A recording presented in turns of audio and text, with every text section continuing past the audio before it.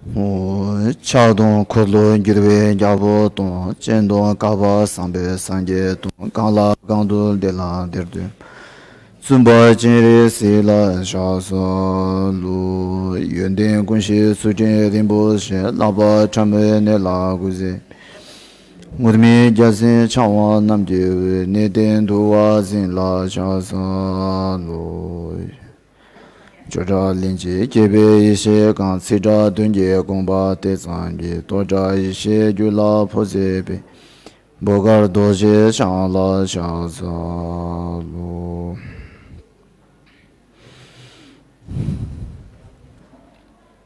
अनि आज जुन 7 तारिक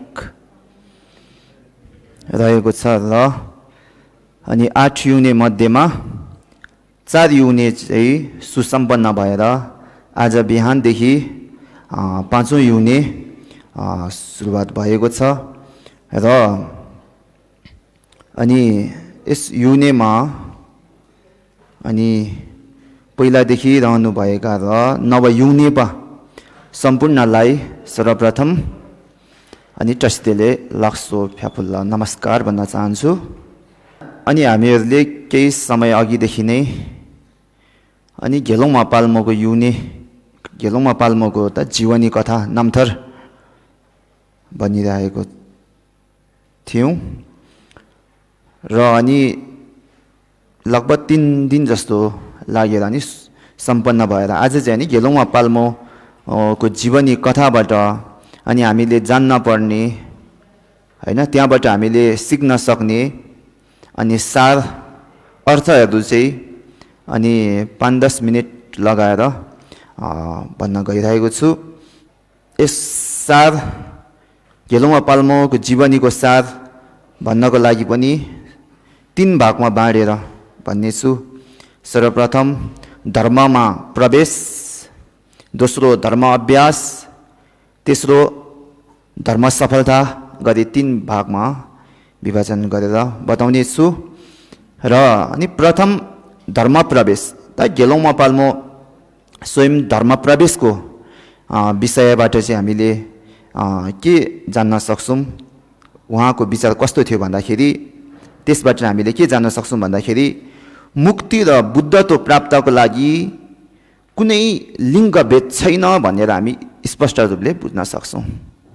गेलोङमा पाल्मोको नामथर हामीले पढिसकेर सुनिसकेपछि चाहिँ हामीले यो निश्चित गर्न सक्छौं कि आफू संसारको दुःखबाट मुक्त हुन, आफू बुद्धत्व प्राप्त गर्नको लागि न स्त्री न पुरुष न तेस्रो लिङ्ग यसमा कुनै भेदै छैन। जसले मार्ग साधना गर्यो, जसले मार्ग साधना सम्पन्न गर्छ उसले नै मुक्ति पाउने हो, उसले नै बुद्धत्व पाउने हो। मार्ग साधना गरेन भने स्त्रीले त परै जाओस् पुरुषले पनि मुक्ति र बुद्धत्व लाभ गर्न सक्दैन। त्यसकारणले गेलोङमा पाल्मोको नामथरबाट चाहिँ मुक्ति र बुद्धत्व प्राप्तको लागि कुनै लिङ्ग भेद छैन भनेर गेलोङमा पाल्मो स्वयंले नै सिद्ध गरिसक्नु भएको छ। त्यो एउटा कुरा भयो। अनि दोस्रो उहाँले के कुरा गर्नुभयो भन्दाखेरि कलियुग मनुष्य जीवन हिउँदोको दिन जस्तो छोटो छ अरे र मनुष्यको सुख शान्ति क्षणिक छ अरे, परिवर्तनशील छ अरे। एक किसिममा हामीलाई जीवन धेरै लामो लाग्न सक्छ, जब दुःख कष्ट पीडाहरू हुन्छ तब हामीलाई जीवन धेरै लामो लाग्न सक्छ। तर वास्तवमा आफ्नो जीवनलाई चाहिँ अगाडि राखेर हामीले हेर्न थाल्यौं भने यो हाम्रो जीवन मनुष्य जीवन अत्यन्तै छोटो हैन, हिउँदोको दिन जस्तै अरे। अलिकति घाम सूर्य उदयको मात्र हुन्छ, रात झमक्कै परिहाल्छ नि, त्यस्तै हो अरे। त्यसै गरी अनि हाम्रो जति पनि अहिले यस अन्तरालमा जन्मदेखि मृत्युको अन्तरालमा सुख शान्ति आनन्द जे छ त्यो क्षणिक मात्र छ भनेर पनि गेलोङमा पाल्मोको नामथरबाट बुझ्न सकिन्छ। त्यसै गरी तेस्रोमा चाहिँ यो जीवनमा सुख आनन्द सुसम्पन्न भए तापनि मृत्यु प्रकट हुँदा स्वतन्त्र रहेन रहेछ भनौं, छैन रहेछ भनेर चाहिँ बुझ्न सकिन्छ। गेलोङमा पाल्मोले आफ्नो दाइलाई अनि यस जीवनको सुख आनन्द सुसम्पन्न जति भए तापनि मृत्यु आउने समयमा त त्यसले केही कामै नदिँदछ अरे। त्यसकारणले मृत्यु प्रकट हुँदा कुनै स्वतन्त्र नै रहेछ अरे, होइन? त्यो एउटा बुझ्यो। त्यसै गरी अनि राजाको राज्य सत्ता हिजोको सपना जस्तो मात्र हुन्। काम गुण भोग विलास शीतको थोपा समान छ भनेर बुझ्न सकिन्छ, होइन? उहाँको दाइलाई घेलुवा पाल्मोले राजाको राजसत्ता भनेको हिजोको सपना जस्तो अरे। कस्तो भन्दाखेरि जब हामी निन्द्रामा थियौँ तब त्यो सपना थियो, तर जब हामी निन्द्राबाट बिम्ज्यौँ त्यो सपना त्यतिकै समाप्त भयो नि त। त्यसै गरी राजसत्तामा हुन्जेल मान्छेहरूले मान सम्मान गर्ने हो अरे, तर जब राजसत्ताबाट छुट्ने बित्तिकै मान्छेले हेर्ने दृष्टिकोण बदलिहाल्छ अरे। त्यस कारणले राजसत्ताप्रति माया मोह गर्नु हुँदैन भनेर भन्नुभएको थियो, होइन? त्यसै गरी अनि काम गुण भन्नाले आँखाबाट देखिने रूप, कानबाट सुन्ने ध्वनि, अनि सुगन्ध, रस, स्पर्श इत्यादिलाई काम गुण भनिन्छ। इत्यादिबाट हामी सुख आनन्द भोग विलास गरिरहेको छौँ। काम गुणबाट जति पनि भोग विलास गरे पनि यी सम्पूर्ण अनि शीतको थोपा समान छ। केही क्षण सुख दिन सक्छ, तर त्यस पश्चात फेरि यसले नै अनि दुःख पनि दिइरहेको हुन्छ अरे। त्यस कारणले राजाको राजसत्ता हिजोको सपना जस्तो मात्र हुन् र काम गुण भोग विलास शीतको थोपा समान छ भनेर भन्नुभएको थियो। त्यसै गरी सुअवसर भएको समयमा सद्धर्म अपनाएन भने रत्नदीपको व्यापारी रित्तो हात फर्के चाहिँ हो भनेर भन्नुभएको थियो, होइन? अहिले हामीलाई अवसर छ अरे, क्या अवसर छ अरे, अहिले सुअवसर अरे। यस्तो सुअवसर भएको बेला सद्धर्म गरेन भने जस्तै रत्न धेरै भएको ठाउँबाट अनि व्यापारी चाहिँ खाली हात रित्तो हात फर्केको जस्तै हुनेछ अरे। यदि हामीले यस सुअवसर भएको बेलमा यसलाई जानेर सद्धर्म चाहिँ हामीले अपनायौँ भने अनि रत्नहरू धेरै भएको ठाउँबाट अनि व्यापारी चाहिँ खाली हात फर्केको जस्तै हुनेछ भनेर पनि भन्नुभएको थियो। यो चाहिँ अब उहाँको यस्तो विचारले गर्दाखेरि चाहिँ उहाँले धर्म अपनाउनु भयो, होइन? संसारिक गृहस्थी जीवनलाई त्यागेर अनि धर्ममा प्रवेश गर्नु भएको थियो। अनि यो यति नै। त्यसपछि उहाँले धर्म अभ्यासमा लाग्नु भयो, होइन? धर्म अभ्यासको लागि, होइन? अब यो दोस्रो भाग चाहिँ धर्म अभ्यास। धर्म अभ्यासको जीवनी कथाबाट चाहिँ हामीले के जान्न सकिन्छ भन्दाखेरि धर्म अभ्यास सफलताको लागि सद्गुरु अनिवार्य चाहिन्छ। उहाँले पनि त धर्म अभ्यासको लागि जाने, धर्मको लागि सांसारिक जीवन त्यागिकन धर्ममा जाने भन्नुभयो, तर धर्मको लागि जाने भनेर उहाँ जङ्गलमा एक्लै गएर ध्यान गर्नु भएन नि त। सर्वप्रथम के गुरु खोज्नु भएन? गुरु खोज्दै जानु भयो नि त। 1 वर्ष 3 महिनासम्म उहाँले यात्रा गरेर गुरुको चरणमा जानु भयो नि त पहिला त, होइन? त्यतिकै जङ्गलमा बस्नु भएन नि त। त्यस कारणले धर्म अभ्यासको सफलता प्राप्त गर्नु छ भने चाहिँ सद्गुरु अनिवार्य चाहिन्छ। सद्गुरु हामीले लिनु भनेको चाहिँ सद्गुरुको अगाडि खदा चढाउनु, फलफुल चढाउनु, ढोक्नु, हाँस्नु, फर्किनु, त्यतिलाई नै सद्गुरुको हामी चरणमा गएको, सद्गुरु थापेको भनेर चाहिँ मानिँदैन। आफ्नो अवस्थाहरू, आफ्नो मनको अवस्थाहरू त्यो चाहिँ गुरुलाई पोख्न सक्नु पर्यो। आफ्नो समस्याहरू, आफ्नो मनको अशान्तिहरू, समस्याहरू चाहिँ गुरुलाई पोख्न सक्नु पर्यो। अनि त्यस समाधानको लागि चाहिँ गुरुबाट उपदेश लिन सक्नु पर्यो। हो त्यस्तो अब गुरुलाई प्रश्न सोधेर जब उपदेशहरू लिन्छौँ अनि तब चाहिँ हामीले सद्गुरु अनि ग्रहण गरेको मानिन्छ। नभए गुरुलाई ढोक्दैमा अब उसले सद्गुरु प्राप्त गर्यो भनेर, सद्गुरुले थाप्यो भनेर त्यो मान्न सकिँदैन, होइन? त्यस कारणले हामीहरू जति धर्म गर्छौँ भन्छौँ, तर एउटा सद्गुरुको चरणमा गएर उहाँबाट एक एक गरी क्रमबद्धसँगले हामीले उपदेश लिन सकिएन भने हामी धर्म गर्छौँ भन्छौँ, होइन? धर्म गर्दैछौँ तर त्यसको कुनै परिणामै आउँदैन, कुनै ओ मैले धर्म गर्दा मैले यो हासिल गरेँ भन्ने हुन्छ नि, अब त्यो नि सफलता नै हुँदैन क्या, देखिँदैन। त्यस कारणले सद्गुरु अनिवार्य, होइन? त्यो गेलोमा पाल्मोको नामबाट हामीले जान्न सकिन्छ, किनकि उहाँले पहिला गुरु नै खोज्नको लागि कठोर उहाँले यात्रा तय गर्नुभएको छ। अनि त्यसै गरी दोस्रो चाहिँ धर्म अभ्यास पूर्व अनि सद्गुरुद्वारा चाहिँ धर्म उपदेश ग्रहण गर्नुपर्दछ। हामीले ध्यान गर्नुको लागि कुनै पनि धर्म अभ्यास गर्छु भने विचार छ भने पहिला सद्गुरु अब थाप्यो, होइन? थापेर सद्गुरुबाट चाहिँ धर्म उपदेश अनिवार्य लिनु पर्यो। राम्ररी बुझेर गुरुले के भन्नुभयो, यसो भन्नुभयो, औ म प्रश्न पनि सोध्न सक्दिनँ, मैले राम्ररी त बुझिनँ, शङ्का पनि छ, अब सोध्न पनि सक्दिनँ, सोद्धा पनि अप्ठ्यारो हुन्छ भनेर यसरी बस्यो भने अब त्यो काम लागेन, अब होइन? अनि आफूले पहिला गुरुबाट उपदेश लिने, अनि आफूले नबुझेको, आफूमा शङ्का आएको, त्यो चाहिँ अनिवार्य रूपमा गुरुप्रति प्रश्न राख्न सक्नुपर्छ है। अनि त्यो पनि हो, त्यो एउटा कुरा भइहाल्यो। त्यसै गरी अनि विशेष गरी अब बौद्ध धर्म गर्दा भयो, अनि विशेष गरी हामी थेरावाद, महायान, वज्रयान मध्येमा, अनि वज्रयानको अभ्यास गर्ने क्रममा चाहिँ अनिवार्य रूपमा वाङ लुङ ठी भन्दो रहेछ नि, यो अनिवार्य हुनुपर्छ। यो वाङ लुङ ठी सुम चाहिँ प्राप्त नहुन्जेलसम्म एक किसिममा बौद्ध वज्रयानको अभ्यास गर्नु पनि हुँदैन। यदि गरे तापनि त्यसको परिणाम पाइँदैन। जस्तै यसो गऱ्यो भने यस्तो हुन्छ, उसो गऱ्यो भने उस्तो हुन्छ भनेर धेरै त्यसमा फलहरू बताएको हुँदछ नि, अनुशंसाहरू हुँदछ नि। तर हामीले वाङलुङ ठी सुम नलिकन अभ्यास गर्यो भने त्यो शास्त्रमा बताएको लाभहरू हामीले प्राप्तै गर्न सकिँदैन। त्यस कारणले वज्रयानको अभ्यास गर्दाखेरि अनिवार्य रूपमा वाङलुङ ठी सुम लिनुपर्छ। अब वाङ भनेको नेपालीमा अभिषेक भनिन्छ है, लुङलाई चाहिँ आगम भन्छ, ठीलाई चाहिँ उपदेश। अभिषेक, आगम, उपदेश, यी तीनटा चाहिँ अनिवार्य हामीले पहिला लिनुपर्छ, अनि त्यस पश्चात चाहिँ वज्रयानको अभ्यासमा हामी लाग्नुपर्ने हुन्छ। जस्तै अहिले हामी युनि गर्दैछौँ नि त, युनि त हामीले वज्रयानको आधारमा अहिले अभ्यास गरेको नि त।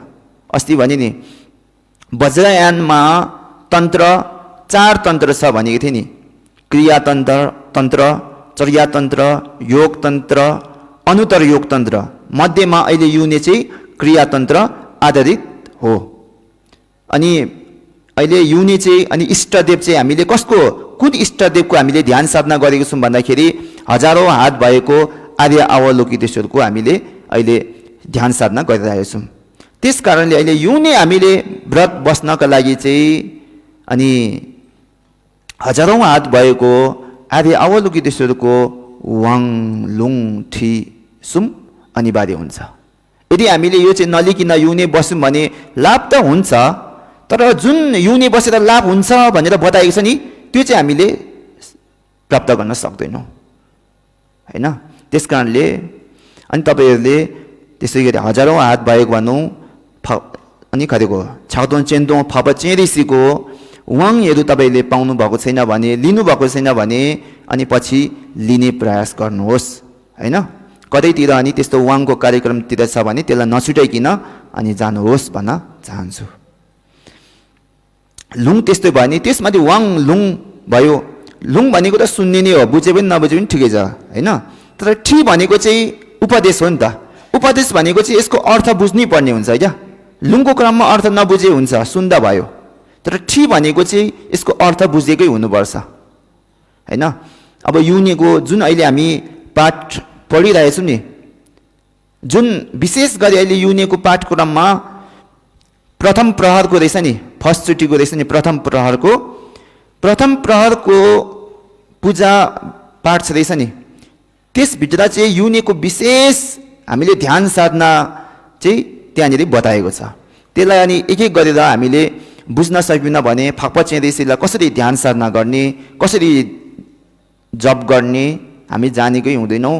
अनि जप त गरिरहेको छ, तर त्यसको सही ढङ्गले परिणाम पाउन सक्दैनौँ, हैन त्यो बुझ्नुपर्छ हैन अब युनिको क्रममा तपाईलाई अब कसरी बुझाउन सकिदैन अनि त्यसकारणले युनि नभएको क्रममा विशेष अनि कुनै अब लामा डुबुनहरुलाई अनि सम्पर्क राखेर तपाईहरुले अनि 3 दिन नत्र 1 हप्ताको यस्तो समय लिएर एक गरी तपाईहरुले त्यो ध्यान साधनाको जुन क्रमहरु छ नि त्यसलाई एक गरी तपाईहरुले सिक्नु पर्छ अनि त्यसरी सिकेर चाहिँ तपाईहरुले अनि युनि बस्नुहुन्छ अनि मन्त्र जप गर्नुहुन्छ भने पक्कै पनि तपाईले युनिको फेन बताउँछ नि यस्तो यस्तो हुन्छ रे ला भनेर त्यो आफूले अनुभव गर्न सकिन्छ त्यो नबुझिकिन हामीले ध्यान साधनाहरु जपहरु गर्यौं भने लाभ त अवश्य छ नि हैन तर पनि युनिको जुन फेन छ नि बताएको त्यो चाहिँ हामीले प्राप्त गर्न सक्दैनौं त्यो त्यो एउटा कुरा भइहाल्यो त्यसैगरी तपाईले मूल चाहिँ वज्रयानको आधारित ध्यान साधना गर्दाखेरि वाङलुङ ठिसुम अनिवार्य हामीले लिन पर्छ भन्ने कुरा हो अनि अभ्यासको क्रममा अनि बाधा विघ्नलाई कल्याण मित्र र दुःख कष्टलाई पाप शोधनको रूपमा बुझेर अनि निरन्तर रूपले अभ्यास गर्नु पर्दछ भनेर चाहिँ यबाट बुझ्न सकिन्छ किनकि गेलौमा पाल्मोले अनि गेलौमा पाल्मो स्वयंलाई कुष्ठ रोग लागेपछि उहाँ आफ्नो गुरु झोपालको सामु जानु भएको थियो नि त अनि त्यति बेला जाँदाखेरि अनि त्यसको लागि कुष्ठ रोगको निवारणको लागि तिमीले हजारौं हात भएको फाक्पा चेन्जिसको ध्यान साधना गर्नु त्यसको लागि लिखर सिंहबेल भनौं लिखर र सिंहबेलमा गएर ध्यान साधना गर्नु भन्नु भएको थियो नि त अनि त्यति बेला उहाँलाई अनि गुरुले के उपदेश दिनु भएको थियो भन्दाखेरि बाधा विघ्न आए तिम्रो त्यो कल्याण मित्र हो बाधा विघ्न आए त्यो तिम्रो कल्याण मित्र हो अनि पाप कर्मको कारणले गर्दाखेरि तिमीलाई दुःख कष्ट भए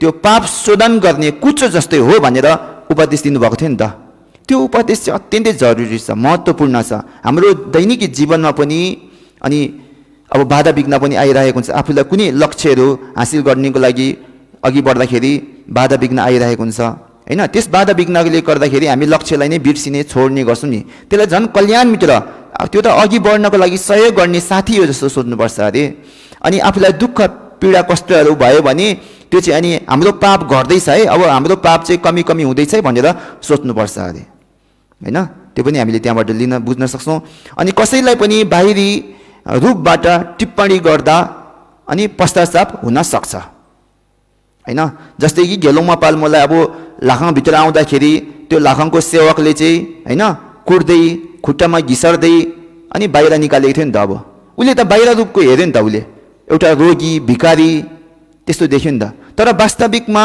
अब गेलौमा पाल्मोकै उहाँको विचार चाहिँ बुझेको भए अवश्य पनि त्यस लाखङको सेवकले गेलौमा पाल्मोलाई कुट्ने र बाहिर निकाल्ने गर्ने थिएन तर उहाँले बाहिरको रूप मात्र हेर्नु भयो नि त त्यसकारणले अनि कसैलाई पनि बाहिर रूपबाट टिप्पणी गर्दा पश्चाताप हुन सक्छ अन्तिममा गएर स्वयं पश्चाताप हुन सक्छ है अनि त्यो चाहिँ हामीले अब उहाँको अभ्यासको क्रमबाट बुझ्न सक्छौं अनि त्यसको चाहिँ धर्म सफलता तर अहिले युनि विशेष गरी उहाँको जीवनीबाट चाहिँ धर्म सफलता के भएको छ भन्दा पाएको छ भन्दाखेरि शारीरिक दुःख अनि शारीरिक रोग दुःख कष्टबाट मुक्त भएको चाहिँ यो हामीले धर्म सफलता धर्मको परिणामलाई लिन सक्छौं किनकि गेलौमा पाल्मो स्वयं पनि कुष्ठ रोगले व्याप्त हुनुहुन्थ्यो ग्रसित हुनुहुन्थ्यो तर धर्म अभ्यास गर्दा गर्दा अन्त्यमा त्यसबाट मुक्त हुनु भएको छ नि त अनि त्यसैगरी अन्तर्मनमा रिस राग मोह ईर्ष्या अहंकार इत्यादि क्लेशहरू छ नि त इत्यादि पनि धर्म अभ्यास गरेर अन्त्य हुन्छ त्यसकारणले आन्तरिक रिस राग मोह ईर्ष्या मोह के हो अहंकार आदि पनि यसलाई पञ्चविष पनि भनिन्छ पञ्चविषबाट पनि मुक्त हुन सकिन्छ धर्म अभ्यास गर्नाले है अनि त्यसकारणले सांसारिक दुःखको अन्त्य जस्तै हाम्रो संसारको दुःख भनेको अन्त्य नै छैन अरे के एक किसिममा हैन यो शरीर मात्र बदलिँदैछ नि त मृत्यु भयो फेरि नयाँ शरीर हैन फेरि नयाँ शरीर अनि संसारको परिस्थिति अनेकौं परिस्थिति अनुसार अनेकौं दुःख हामी भोगिराख्नु पर्ने हैन किनकि हाम्रो जन्म मृत्युको चक्र नै रोकिएन नि त जबसम्म जन्म मृत्युको चक्र रोकिएन तबसम्म हामीले त संसारको दुःख त कुनै न कुनै संसारको दुःख त भोग्नै पर्यो नि त त्यसकारणले जन्म मृत्यु जबसम्म रोकिदैन चक्र चाहिँ जबसम्म रोकिदैन तबसम्म हामीले संसारको दुःख चाहिँ भोगिराख्नु पर्छ त्यसकारणले जन्म मृत्युको चक्रलाई चाहिँ रोक्नु पर्यो जब जन्म मृत्युको चक्र रोकिन्छ तब नै संसारको दुःखको अन्त्य हुन्छ। त्यसकारणले हामीले धर्म अभ्यास गरेर चाहिँ जन्म मृत्युको चक्रलाई रोक्न सकिने भए कारणले अनि सांसारिक दुःखको अन्त्य गर्न सकिन्छ। त्यसै गरी अनि धर्म अभ्यास गर्नाले गेलुमा पाल्मोलाई पनि साक्षात अनि फापचें ऋषिको दर्शन र उहाँबाट उपदेश लिएर अन्तिममा फापचें ऋषि र उहाँ अनि अद्वैत भनौँ अनि एक हुनुभएको भनौँ अनि उहाँलाई पनि बुद्धत्वको लाभ भएको थियो नि त। त्यसकारणले धर्म साधना गर्नाले अनि बुद्धत्व प्राप्त हुन्छ भनेर हामीले यो पनि बुझ्न सक्छौँ। अनि पाँचौँमा चाहिँ अनि बुद्धत्व प्राप्त भइसकेपछि त अब अनन्तकालसम्म होइन अनन्त प्राणीका लागि अनि कल्याण गर्न सकिने हुन्छ है। जस्तै फापचें ऋषि पनि त उहाँ बुद्धत्व भयो कति अगाडि बुद्धत्व अब मतलब वास्तवमा बुद्धत्व भइसक्नु भएको छ होइन, र पनि प्राणीको हितको लागि उहाँ एक बोधिसत्वको रूपमा अनि संसारमा अवतरित हुनुहुन्छ होइन। वास्तवमा उहाँ बुद्धत्व भइसकेको छ। बुद्धत्व भइसकेपछि अनन्तकालसम्म प्राणीको हित गर्नको लागि आफूलाई दुःख कष्ट पनि भएन अनि प्राणीको हित पनि अनि व्यापक रूपले गर्न सकिने भयो नि त। त्यसकारणले धर्म अभ्यासको परिणाम भनौँ फल चाहिँ अनन्तकालसम्म अनन्त प्राणीको कल्याण गर्न पनि सकिन्छ भन्ने कुरा चाहिँ हो। अनि यसले अब धर्ममा प्रवेश, धर्म अभ्यास, धर्म सफलता गरी 3 भागमा विभाजन गरेर अनि गेलुमा पाल्मोको अब नामथरबाट हामीले बुझ्न सकिने सार जस्तो चाहिँ मलाई यस्तो लाग्यो। अनि त्यही हो। अनि अन्तमा त के भन्न चाहन्छु भने अनि भविष्यकालमा उपयोगी र अनुपयोगी अहिले नै हामीले अनि छुट्याउनु सक्नुपर्छ भन्ने कुरा चाहिँ अब मूल गेलुमा पाल्मोको नामथरबाट चाहिँ अन्तिमको शब्द हामीले बुझ्न चाहिँ के बुझ्न सकिन्छ भन्दाखेरि भविष्यकालको लागि उपयोगी चाहिँ के रहेछ, अनुपयोगी चाहिँ के रहेछ त्यसलाई चाहिँ अहिले नै छुट्याउनु सक्नु पर्यो। अनि अहिले नै छुट्याउनु सक्यौँ भने चाहिँ अनि उपयोगीहरूलाई चाहिँ अपनाउने, अनुपयोगीहरूलाई चाहिँ अनि त्यसलाई तिरस्कार गर्ने, नअपनाउने। त्यसो गर्नाले चाहिँ अनि भविष्यमा आफूलाई अनि सन्तोष हुने, पश्चाताप नहुने हुन्छ भन्दै अनि आजको चाहिँ 1-2 शब्द भनौँ म यहीँ राख्न चाहन्छु। ओ लक्ष्य तुच्छे।